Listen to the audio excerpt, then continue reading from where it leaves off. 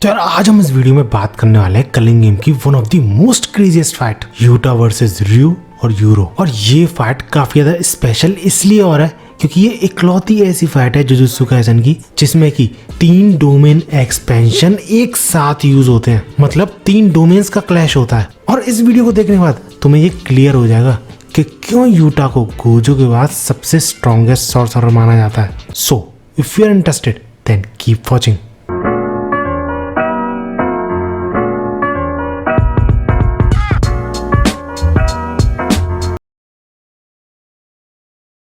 तो यार Tokyo number 1 colony को कवर करने के बाद इन दोनों वीडियो में, जिसमें कि हमने देखा था यूजी वर्सेस हिगेमारू और मेगुमी वर्सेस रेजी, जिसके बाद आती है सेंडाई कॉलोनी जिसमें कि हम कलिंग गेम की 3rd मेजर फाइट देखते हैं इन तीनों के बीच। सो हमें दिखाई जाती है सेंडाई सिटी। सिचुएशन जो है वो अपने पीक पर है क्योंकि इस कॉलोनी में सिर्फ स्ट्रॉन्ग सॉर्सरर्स ही बचे हैं, जिनमें से पहला है ध्रुव लकड़ा वाला विद 91 पॉइंट्स और इसकी कर्ज टेक्निक बेस्ड है सोल कंट्रोल पे, और साथ ही साथ ये 2 शिकिगामीज भी यूज कर सकता है, यानी सिर्फ इसके ऑर्डर्स मानते हैं और बाकी सब कर्ज एनर्जी और इनकी बॉडी वो सब उन्हीं की है। अगला प्लेयर है इचिगुरी रयू विद 77 पॉइंट्स, जिसका की हाईएस्ट कर्ज एनर्जी आउटपुट है सारे कलिंग गेम प्लेयर्स में। सोच सकते हो सुकुना भी इस कलिंग गेम में प्रेजेंट है यूजी की फॉर्म में, लेकिन उससे भी ज्यादा हाई कर्स एनर्जी आउटपुट है इस बंदे का, जिस वजह से कर्स एनर्जी की लिटरली कैनन शूट कर सकता है। अगली प्लेयर आती है यूरो तकाको,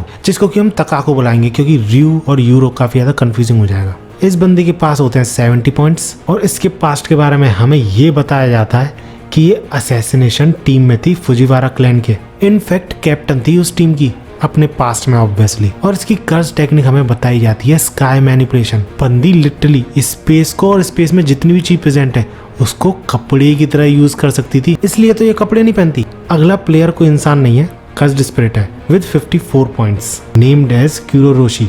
ये एक स्पेशल ग्रेड कर्ज है जो कि एक कॉकरोच पे बेस्ड है, यानी कॉकरोच जैसा दिखता है, और इस कर्ज को इस कॉलोनी में छोड़ा है केंजाकू ने अपने कर्ज मैनिपुलेशन की हेल्प से। इसका तो हमें वही एक्सप्लेन करा जाता है, इस कॉलोनी में सिर्फ स्ट्रॉन्ग प्लेयर्स बचने की वजह से ये कॉलोनी एक तरीके से डेडलॉक पे पहुंच गई है।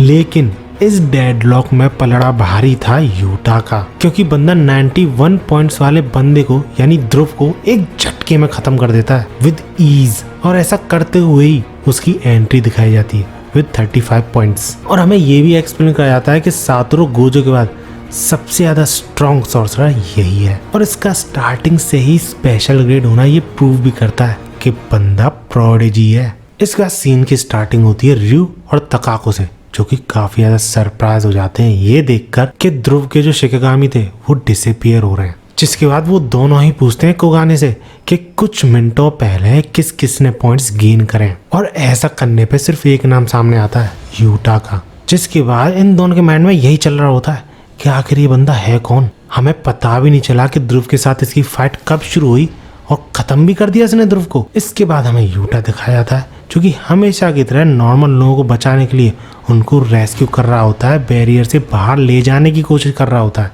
और जब यूटा ये सोच रहा होता है कि उसने काफी ज्यादा स्ट्रॉन्ग सॉर्सरर को हराया है, इसलिए उससे भिड़ने से पहले कोई भी 10 बार सोचेगा, तो इसलिए वो थोड़ा रिलैक्स हो जाता है, अपना गार्ड डाउन कर लेता है। लेकिन तभी अचानक से उसे बहुत ही खतरनाक प्रेजेंस महसूस होती है, इसलिए वो जल्दी जल्दी उन सारे लोगों से जल्दी से स्टेडियम में वापस जाने को बोलता है, क्योंकि यूटा की तरफ दौड़ता हुआ आ रहा था एक लड़का और उसके पीछे थे बहुत सारे इंसेक्ट्स। अब क्योंकि एक बंदा था तो यूटा को लगा वो बचा लेगा उसे, लेकिन जैसे ही वो इंसेक्ट उसकी बॉडी को छूते हैं बंदा पल भर में कंकाल में बदल जाता है। जिसके बाद वो सारे इंसेक्ट्स तुरंत ही यूटा पे भी अटैक करते हैं, और सिर्फ इस एक अटैक से यूटा समझ जाता है कि ये रियल कॉकरोचेस हैं जिनको की मैनिपुलेट करा जा रहा है और उनको कर्स एनर्जी से इम्ब्यूड कर रखा है, जिस वजह से सिर्फ एक कॉकरोच भी किसी भी इंसान के लिए काफी बड़ा थ्रेट है। लेकिन क्योंकि ये झुंड में चल रहे हैं तो ये बहुत बड़ा थ्रेट बन जाता है उन सारे लोगों के लिए जिनको ये बचा रहा है। अब क्योंकि इन कॉकरोचेस का यूटा पे अटैक फेल हो गया था तो इसलिए वो नॉर्मल लोगों के पीछे भागते हैं, और तभी यूटा जल्दी से चिल्लाते हुए रीका से बोलता है कि रीका ड्रॉप इट, और ऐसा सुनते ही रीका तुरंत ही स्टेडियम में घुसने का रास्ता बंद कर देती है, क्योंकि for those who don't know cockroaches ज्यादा ऊंचाई पे नहीं उड़ सकते, इसलिए वो ऊपर से जा नहीं सकते थे। And that's the reason why ये सारे कॉकरोचेस का झुंड यूटा पे वापस अटैक करता है। लेकिन इस बार यूटा अटैक के लिए तैयार था और वो सिर्फ एक अटैक में उन सारे कॉकरोचेस का खेल खत्म कर देता है। और वो इतने ज्यादा कर्स एनर्जी आउटपुट के साथ ऐसा करता है कि ये चीज रयू और तकाको दोनों को चौंका देती है। लेकिन कर्स एनर्जी आउटपुट से भी ज्यादा शॉकिंग इन दोनों के लिए ये था कि यूटा की कर्स एनर्जी का अमाउंट कितना है, क्योंकि उसकी कुछ लिमिट ही नहीं देख पा रहे थे वो दोनों। अब इन दोनों की बात मैं एक साथ कर रहा हूँ तो ये मत समझना ये दोनों एक साथ हैं, अलग अलग जगहों पर है लेकिन सेम चीज सोच रहे हैं यूटा के बारे में। इसके बाद यूटा के सामने आके खड़ा हो जाता है क्यूरोरोशी। जी हाँ, वही कर्ज जिसको कि केंजाकू ने रिलीज कर रखा है इस कॉलोनी में। अब क्योंकि ये एक कर्ज था तो यूटा को वैसे तो लगता है कि ये कोई प्लेयर नहीं होगा, लेकिन स्टिल क्योंकि ये काफी ज्यादा स्ट्रांग लग रहा था इसे देखने में, तो वो कोगाने से पूछता है कि क्या ये भी एक प्लेयर है। तो इस पे कोगाने हाँ करती है। और इसके बाद हमें ये एक्सप्लेन कराया जाता है कि आखिर क्यों क्यूरोरोशी यहीं पर प्रेजेंट था इतने टाइम से, लेकिन स्टिल बाहर नहीं आया था अभी तक। और उसके ऐसा करने के पीछे का रीजन था ध्रुव।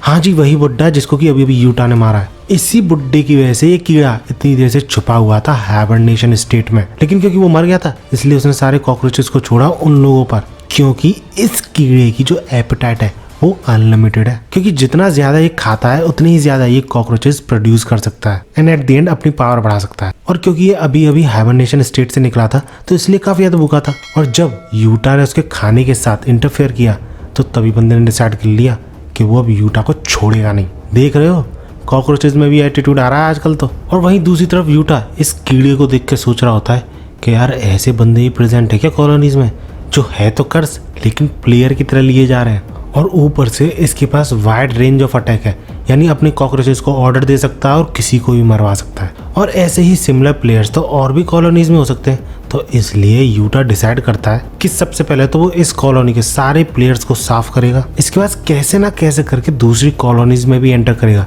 क्योंकि बाकी सारे लोग शिबुया इंसिडेंट के बाद काफी ज्यादा थक गए, फिजिकली भी और मेंटली भी। इसलिए सबकी हेल्प करने की जिम्मेदारी यूटा अपने ऊपर लेता है। और वो डिसाइड ये करता है कि इस बार उसका सेंसे यानी गोजो को जरूरत नहीं पड़ेगी अपने बेस्ट फ्रेंड को मारने की, क्योंकि वो अपने हाथों से केंजाकू को मारेगा। और इसके बाद यूटा बड़ी ही कंफ्यूजिंग चीज बोलता है, आई alone will get those 400 points.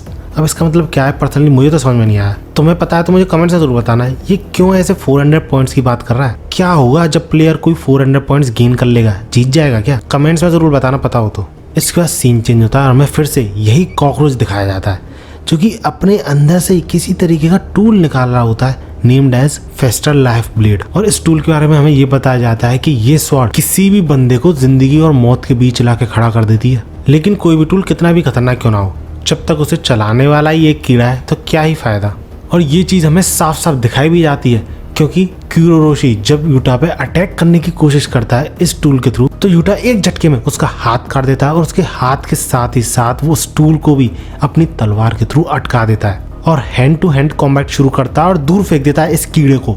और यूटा फिर से अपनी तलवार पकड़ता है और इस क्यूरोरोशी कीड़े को बिना कोई मौका दिए उस पर एक रेलिंग फेंक कर अपनी स्वॉर्ड के थ्रू बहुत तगड़ा और पावरफुल अटैक करता है। इस कीड़े को लिटरली बीच में से काटने की कोशिश करता है, लेकिन स्टिल क्यूरोरोशी कीड़ा ही क्यों ना हो उसे कमजोर समझने की कोशिश मत करना, क्योंकि ये कीड़ा अपने हाथों से ब्लॉक कर देता है यूटा के इतने पावरफुल अटैक को और तलवार को ब्लॉक करता है, ना कि उसके हाथों को। और इतने में वहां पे स्वॉर्म यानी कि इंसेक्ट्स का झुंड आ जाता है, कॉकरोचेस का स्पेसिफिकली, और क्यूरोरोशी को यूटा से थोड़ा दूर करता है। और यही नहीं, ये स्वॉर्म क्यूरोरोशी को उसका टूल भी वापस ला के देता है। और इस दौरान वो यही सोच रहा होता है कि उसे प्रोबेबली 2 सॉर्सरर्स वॉच कर रहे हैं विद हाई स्कोर्स। जिसके बाद हमें यूटा की थिंकिंग दिखाई जाती है कि क्यों एक कीड़े को मारने में उसे इतना टाइम लग रहा है। भले ही स्पेशल ग्रेड था ये कीड़ा, लेकिन स्टिल क्यों इतना टाइम लग रहा है, जबकि वो गोजो के बाद सबसे ज्यादा स्ट्रॉन्ग है। और इस सब के पीछे का रीजन था उसको अपनी रिवर्स कर्स टेक्निक रिवील ना करना,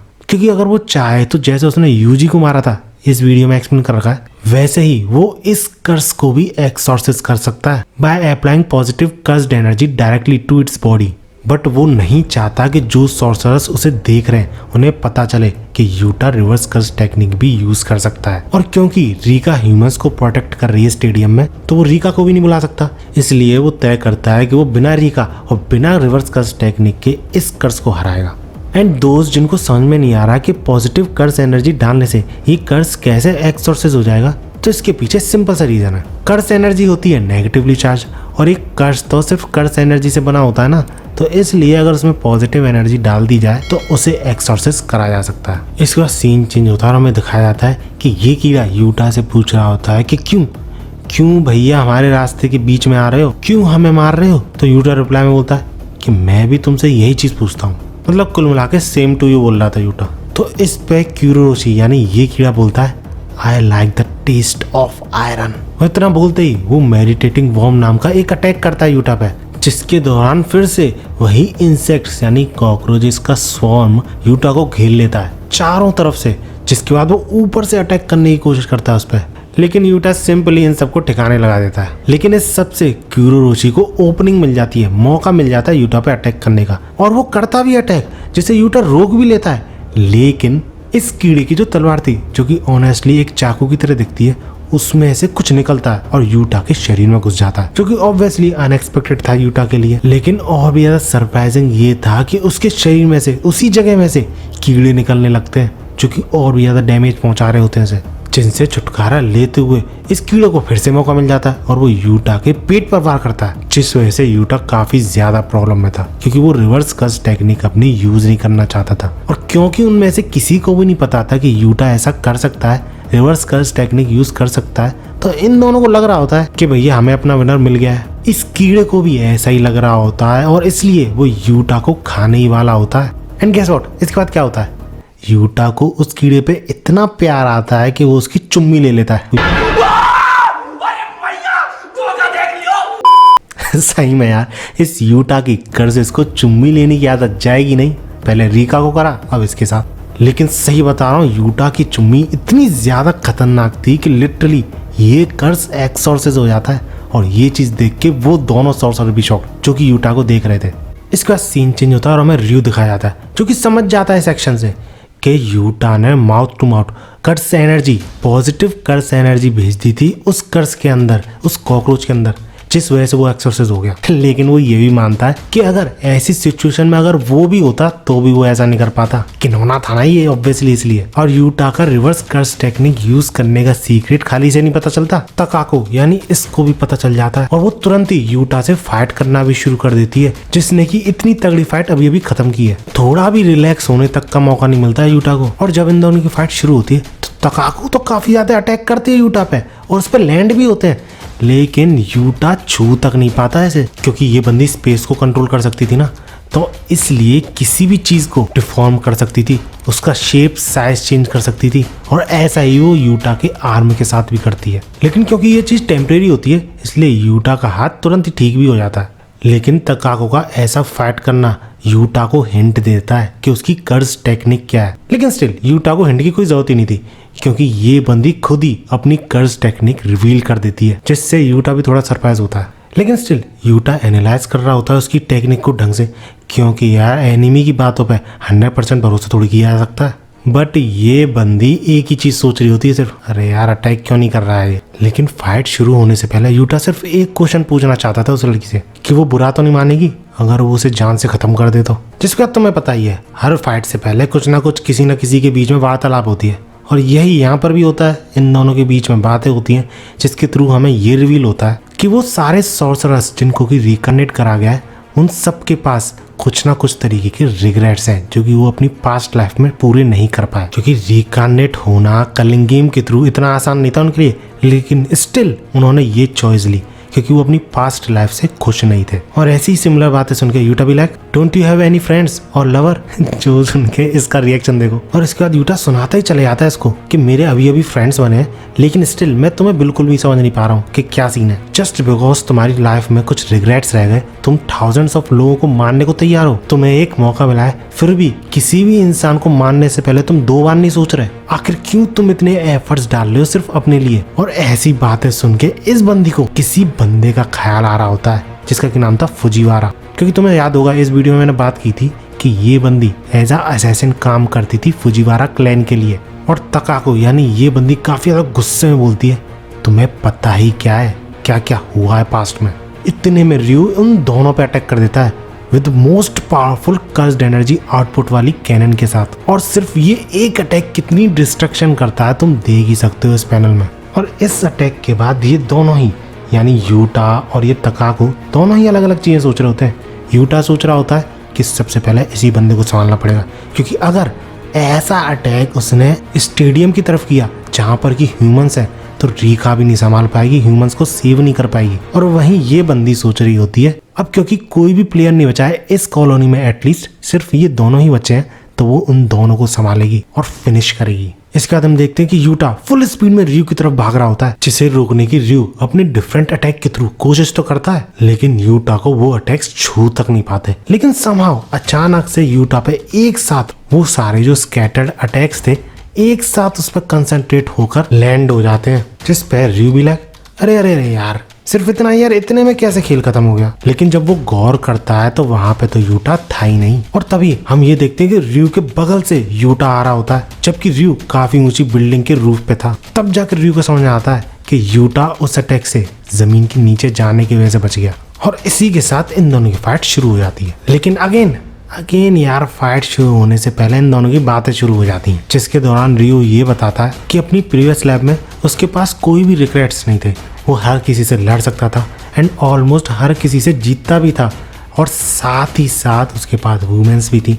तो इसलिए अगर उससे पिछली लाइफ में पूछा जाता कि कोई रिग्रेट्स हैं तुम्हारी लाइफ में, तो वो ना ही बोलता। लेकिन स्टिल उसने केंजाकू के साथ वाइंडिंग वो किया, कलिंग गेम में पार्ट लिया, and the reason behind it is there was no desert for him in past life. और ऐसा कहते हुए उन दोनों की फाइट शुरू हो जाती है। एंड सरप्राइजिंग फॉर यूटा, रियू के सारे अटैक्स काफी ज्यादा हैवी थे यानी डिस्ट्रक्टिव थे, जिस वजह से उसे क्लियर हो जाता है कि अगर उसने डिफेंसिव होकर फाइट नहीं करी तो उसे भी काफी सीरियस डैमेज हो सकता है। पर स्टिल यूटा खुद को हील कर सकता है तो नो वरीज। और दूसरी तरफ रियू यूटा से फाइट करते हुए काफी ज्यादा खुश होता है, उसके एंड्योरेंस को देख के खुश हो रहा होता है, क्योंकि काफी टाइम बाद उसे एक ऐसा ओपोनेंट मिला है जिसके साथ वो ऐसे फाइट कर सकता है। इसके बाद एक दूसरे को कंधे और पीठ से धक्का देते हुए रियू ये बोलता है, you are asking what there is to unsatisfied with, don't you get it, because I never been full.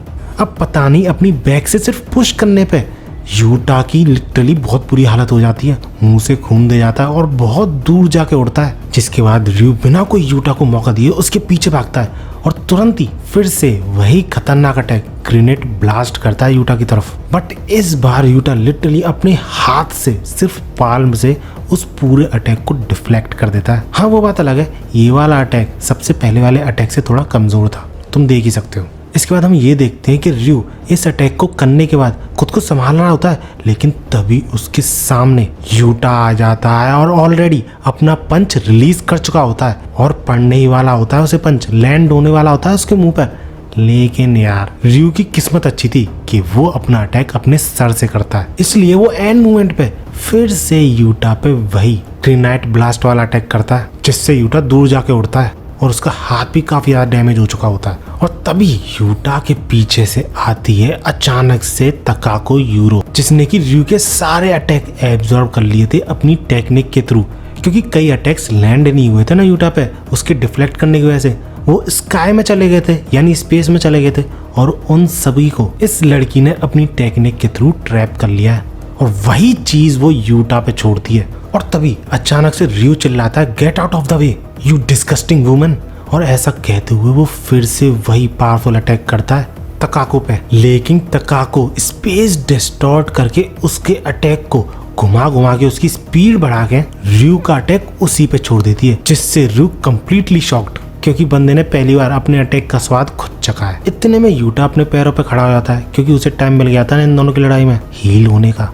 लेकिन रियू यूटा की कंडीशन देख के समझ गया था कि भले ही रिवर्स कर्स टेक्निक वाले बंदे से निपटना आसान नहीं है, लेकिन स्टिल ये टेक्निक काफी ज्यादा कर्स एनर्जी यूज करती है। और क्योंकि उसने उस कीड़े की फाइट में ये टेक्निक यूज की थी, जिसके बाद उसके और तकाको के साथ इन्वॉल्व होने के बाद वो कई बार ये टेक्निक यूज कर चुका है, तो इसलिए पता नहीं कैसे लेकिन रियू इस पॉइंट ऑफ टाइम पे यूटा की कर्स एनर्जी की जो लिमिट है, जो बाउंड्री है, वो देख सकता था, जिससे शायद रियू ये महसूस करता है कि यूटा भी शायद वो डेजर्ट नहीं है जो वो चाहता था। और वहीं यूटा ये सोच रहा होता है कि रियू ऑर्डिनरी सिविलियंस पे अटैक नहीं करेगा जब तक उसे बाउंड्री तक पुश नहीं कराया था। और वहीं तकाको सिर्फ सॉर्सरर्स से फाइट करती है बिकॉज ऑफ हर प्राइड। अब वैसे तो वो ये चाहता था कि वो रीका को स्टेडियम में ही रखे समो को प्रोटेक्ट करने के लिए, लेकिन उसके पास अब कोई चॉइस नहीं है, जिस वजह से यूटा रीका को समन करता है और पूरी समन करता है उसकी दी हुई रिंग पहनकर। अब रीका की एंट्री लेते ही ये दोनों काफी ज्यादा शॉक्ड हो जाते हैं, क्योंकि एक तो रीका की फुल फॉर्म देखते हैं और दूसरा यूटा की जो कर्स एनर्जी थी, जो कम हो गई थी उसकी एनर्जी, वो वापस रीफिल हो रही होती है उसकी बॉडी में। क्योंकि हमें नरेटिवली ये एक्सप्लेन कराया जाता है कि ये असली रीका नहीं है, वो तो जुजुत्सु काइसेन 0 के एंड में चली जाती है, बट वही रीका एक तरीके का यूं समझ सकते हो शेल छोड़ जाती है, जिसमें कि यूटा अपने वेपन्स, अपनी कर्स टेक्निक, अपनी कर्स एनर्जी, ये सारी चीजें एक्सटर्नली स्टोर करता है, जिनको कि वो उस रिंग को पहनने के बाद ही यूज कर सकता है। बट ये स्टेट सिर्फ 5 मिनट तक ही काम करती है यूटा की। इसके बाद फाइट शुरू होती है और रीका सीधा अटैक करने जाती है तकाको पे, जिसको वो रोक लेगी इस बात में उसे पूरा कॉन्फिडेंस रहता है। लेकिन जब वो यूटा की तरफ देखती है तो यूटा अपने मुंह में कुछ छुपा रहा होता है, और ये थी उसकी curse technique named as cursed speech. और इसके बाद जो यूटा और रीका घेर के पेलते हैं ना तकाको को, सही बता रहा हूँ लिटरली कुत्ते जैसी हालत कर देते हैं उसकी। उधर से यूटा मारता है, इधर से रीका मारती है और ये देख के रयू को भी तरस आ जाता है। इसके बाद रीका यूटा को लॉन्च कर देती है तकाको की तरफ, उसे बिना कोई मौका दिए। लेकिन इतने में पीछे से कैनन अटैक करता है रयू, जैसे कि रीका ऑब्वियसली रोक लेती है। और ऐसा होते हुए देख रयू काफी ज्यादा इंप्रेस हो जाता है कि ना सिर्फ यूटा रोक सकता है, बल्कि ये कर्स्ड स्पिरिट भी रोक सकती है उसके अटैक को। बट ये आसान नहीं था, इस अटैक से रीका भी हर्ट हो जाती है और गुस्से में एक काफी तगड़ा पंच जड़ देती है, जिसके बाद बिना कोई मौका दिए एक और पंच जड़ने वाली होती है। लेकिन तभी काउंटर अटैक में रयू उसके पंच जड़ देता है और काफी ज्यादा पावरफुल होता है, काफी दूर जाके गिरती है रीका। और इसी के साथ रयू रीका को वार्न कर देता है कि उसे अब क्रेविंग्स आ रही है, भूख लग रही है उसे अब। इसके बाद सीन चेंज होता है और हम देखते हैं यूटा को, जो कि काफी ज्यादा एक्सपर्ट हो चुका होता है रीका को यूज करने में आई मीन इस स्पिरिट को यूज करने में, क्योंकि वो छोटे छोटे रीका के हेड्स भी बना सकता था शिकेगामी टाइप थ्रू हर हेयर। लेकिन तकाको आराम से बच जाती है अपनी टेक्निक के थ्रू और ये बोलती है कि तुम फुजीवारा, हमेशा तुम ही होते हो जो कि मेरे रास्ते में आते हो, क्या तुम मुझसे इतना डरते हो। इसके बाद हमें ये एक्सप्लेन कराया था कि फुजीवारा क्लैन में जब तकाको काम करती थी तो वैसे तो उस जैसे लोगों को जो असैसिनेशन में इन्वॉल्व रहते हैं उनको नाम तक नहीं दिया जाता था, शैडोज में काम करना पड़ता था।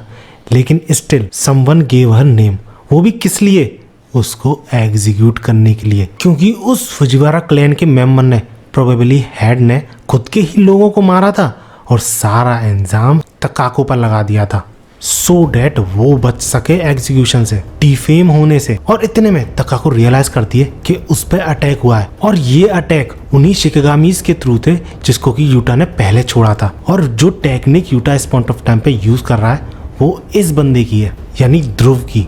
और इस चीज के रियलाइजेशन के बाद तकाको काफी ज्यादा शॉक हो जाती है, क्योंकि उसे बिल्कुल भी अंदाजा नहीं था कि रियलिटी में यूटा की कर्ज टेक्निक है मिमिक्री। इतने में हमें ये दिखाया जाता है कि यूटा और रीका तकाको और रयू को एक ही जगह पर ले आते हैं और यूटा तकाको से लड़ते हुए ये बोलता है कि मुझे नहीं पता मेरे एंसेस्टर्स ने तुम्हारे साथ क्या किया, लेकिन अगर तुम इसी तरह अपने लिए जियोगी सिर्फ, तो कभी ना कभी तुम्हारे सामने कोई ना कोई ऐसा आके खड़ा जरूर होगा जो कि तुम्हें रोकेगा। लेकिन इस चीज पर तकाको शट अप बोलते हुए ये कहती है, live for others, you don't have to stick out.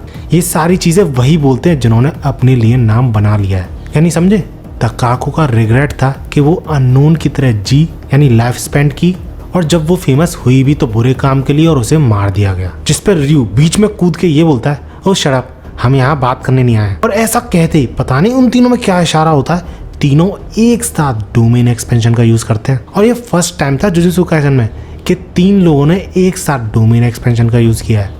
इसके बाद हमें नरेटिवली ये एक्सप्लेन कराया था कि जब इन तीनों के डोमेन एक दूसरे से टकराए तो इन तीनों के डोमेन का जो शॉर्ट इफेक्ट है एक दूसरे से टकराकर कैंसिल आउट हो गए। और इन तीनों की जो डोमेन बैटल थी उसमें रयू और तकाको रीका को आने नहीं देना चाहते थे, क्योंकि अगर वो आई तो ये फाइट यूटा के फेवर में चली जाएगी, जिस वजह से वो दोनों इस डोमेन बैटल को जल्दी से जल्दी खत्म करना चाहते थे। और रीका सही टाइम पे इस डोमेन बैटल में कूद इसलिए नहीं पाई क्योंकि रियो ने रीका को काफी दूर फेंक दिया था एक अटैक के थ्रू अपना डोमेन यूज करने से पहले। लेकिन भैया जो रियल रीका थी वो इस रीका में अपने इमोशंस भी छोड़ गई थी, जिस वजह से ये रीका एक नए लेवल पर चली जाती है कर्स एनर्जी के मामले में। लेकिन तभी अचानक से इस कीड़े की एंट्री होती है। जी हाँ, ये मरा नहीं है, to be exact Kurourushi as a player तो मर चुका है, लेकिन उसकी विल जो है उसके कॉकरोचेस में अभी भी जिंदा है, जिस वजह से ये कीड़ा एंटर करते ही सबसे पहले तो रीका का अटेंशन अपने कॉकरोचेस की तरफ भेजता है, उसको कॉकरोचेस के थ्रू इरिटेट करने में। और दूसरी तरफ वो जो डोमेन कोलिजन चल रहा था उन तीनों के बीच, उस कोलिजन को स्टॉप कर देता है उन तीनों का जो बैरियर था उसको तोड़कर, उनके डोमेन को कोलैप्स करके। क्योंकि as you all know, domain जो होते हैं वो अंदर से कितने भी ज़्यादा स्ट्रांग हो लेकिन काफ़ी ज़्यादा कमज़ोर होते हैं बाहर से। और इसी के साथ ये 3-वे बैटल से 4-वे बैटल हो जाती है। लेकिन तभी यूटा का अटेंशन जाता है तकाको की तरफ, जिसका अगेन अटेंशन था उस कीड़े की तरफ। और इसी चीज़ का यूटा फ़ायदा उठाता है तकाको पे सरप्राइज अटैक करके। और इसी अटैक के बाद इस कीड़े को अटैक करने का मौका मिल जाता है तकाको पे, और करता भी अपने कॉकरोचेस के थ्रू, जिससे तकाको अपनी टेक्निक यूज़ करके बचने की कोशिश तो करती है। लेकिन क्योंकि अभी अभी उसने अपना डोमेन यूज़ किया था तो इसलिए वो अपनी टेक्निक यूज़ नहीं कर पाती, जो देखकर समहाउ क्यों ये कीड़ा मुझे हंसता हुआ दिखता है। और तकाको के हाथ पे उसी ब्लेड के साथ अटैक करता है, जिससे उसके हाथ पे कीड़े निकल आते हैं और उसका हाथ लिटरली अलग हो जाता है। लेकिन टेंशन की कोई बात नहीं है, रीका उस हाथ को वेस्ट नहीं जाने देती, खा लेती है। क्योंकि रियू के अकॉर्डिंग अगर रीका ऐसा नहीं करती तकाको अपना हाथ वापस जोड़ सकती थी रिवर्स कर्स टेक्निक के थ्रू। हाँ जी हाँ, ये बंदी रिवर्स कर्स टेक्निक यूज कर सकती है। और तभी अचानक से एक आवाज आती है, that's enough Uro. Uro mean Takako से ही बोल रहा है, you have not been invited to the meal. और ऐसा कहते हुए रियू तकाको और ये कीड़ा जो कि एक साथ खड़े थे, इन दोनों पे ही वही कर्स एनर्जी कैनन वाला अटैक करता है, जो देख के यूटा कंप्लीटली शॉक्ड। जिसके बाद हमें अनकॉन्शियस तकाको को दिखाते हुए ये एक्सप्लेन कराया जाता है कि रियू इकलौता ही एक ऐसा सॉर्सरर है जो कि कर्स टेक्निक यूज करे या ना करे, उसका कर्स एनर्जी आउटपुट सेम ही रहता है, जिस वजह से डोमेन यूज करने के बावजूद उसका अटैक इतना ज्यादा पावरफुल था। और रही बात इस कीड़े की जो कि मरने की हालत में ही था, यूटा उसे वहीं खत्म कर देता है। एंड फाइनल बैटल शुरू होती है इन दोनों के बीच, टू बी एग्जैक्ट इन तीनों के बीच। रीका भी तो थी यहाँ पर। और इस बैटल की शुरुआत में ही हमें देखने को मिलता है इन दोनों की तरफ से ही बीम वाला अटैक, कैनन वाला अटैक। क्योंकि जहाँ यूटा रीका की हेल्प से ऐसा कर रहा था, वहीं रियू की तो कर्स टेक्निक ही यही है। और जब इन दोनों के अटैक टकराते हैं तो इनकी जो इंटेंसिटी होती है, इस अटैक का जो आउटपुट होता है वो ऑलमोस्ट बराबर होता है। जबकि यूटा और रीका ने दोनों ने मिलके ये अटैक किया था, लेकिन क्योंकि इस अटैक की वजह से ब्लाइंड स्पॉट बन जाता है, जिस वजह से रीका तुरंत ही बिना कोई टाइम वेस्ट किए अपनी तरफ से फिर से ऐसा ही सिमिलर सा अटैक करती है रियू की तरफ। और साथ ही साथ बगल से आ रहा होता है यूटा रियू की तरफ भागते हुए, ऑब्वियसली उस पर अटैक करने के लिए। ये सोचकर कि रियू दोनों चीजें एक साथ नहीं संभाल पाएगा, और ये चीज थोड़ा सरप्राइज कर देती है रियू को, क्योंकि उसे इस बात का बिल्कुल भी अंदाजा नहीं था कि रीका अकेली भी ऐसा अटैक कर सकती थी। लेकिन भाई साहब बंदा इतना भी कमजोर नहीं था, वो रीका का ये अटैक सिर्फ अपने एक हाथ से रोक लेता है, यूटा से ये बोलते हुए कि whatever you can do I can do it too. और ऐसा कहते हुए वो यूटा पे, जो कि काफी ज्यादा कॉन्फिडेंटली रियू की तरफ बढ़ रहा था उस पर अटैक करने के लिए, उस पर वही कैनन वाला अटैक कर देता है, वो भी इतनी पास से। But surprising for us and Ryu, Yuta Takako की कर्स टेक्निक यूज करके उस अटैक को ऊपर की साइड डिफ्लेक्ट कर देता है। और ये देख के रियू गहरी सोच में, अरे ये तो तकाको की टेक्निक थी। और इस पॉइंट ऑफ टाइम पे रियू को पता चलता है कि यूटा की कर्स टेक्निक है मिमिक्री।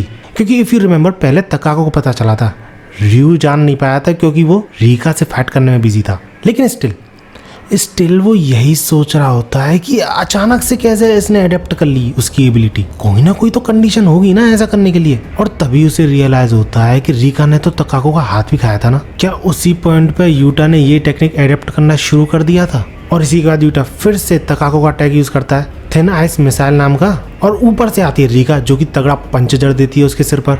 लेकिन इसी के साथ 5 मिनट खत्म हो जाते हैं और रीका वापस चली जाती है। लेकिन बौखलाया हुआ रियू रीका को वापस तक नहीं जाने देता, बंदा एक बहुत तगड़ा पंच जड़ देता रीका के। और क्योंकि रीका काफी ज्यादा एग्जॉस्ट हो चुकी थी, अपनी लिमिट पे थी, तो आई डोंट नो हाउ रीका की ऐसी हालत हो जाती है। अब इस पॉइंट ऑफ टाइम के बाद मुझे पता नहीं चल रहा है कि रीका वापस आ सकती है, और आ सकती है तो उसके साथ ऐसा कैसे हुआ है, या फिर वो वापस चली गई है, बस आवाज ही आ रही है यूटा बोलते हुए उसकी।